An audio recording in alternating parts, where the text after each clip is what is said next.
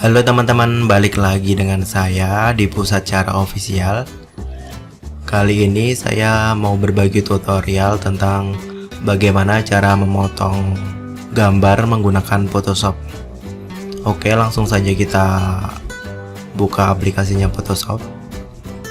Nah, di sini sudah terbuka.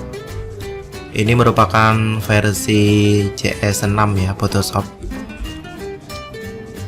Langkah yang pertama, pilih menu file, kemudian open, kemudian pilih foto yang mau dipotong.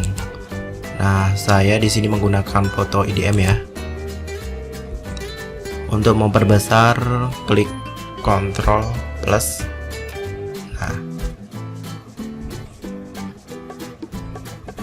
kemudian teman-teman cari menu yang ada pennya, klik kanan, tahan, kemudian pilih pen tool, kemudian teman-teman tinggal klik selanjutnya sampai selesai begini ya.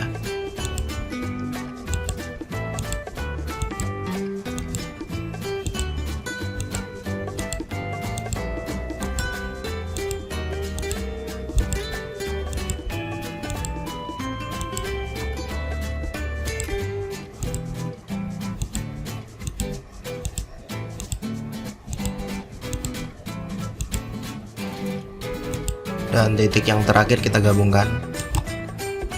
Nah, kemudian klik kanan pada objek, pilih make selection, klik OK. Nah, ini sudah terpotong ya teman-teman. Kemudian akan kita pindahkan ke layer baru, pilih file, klik new.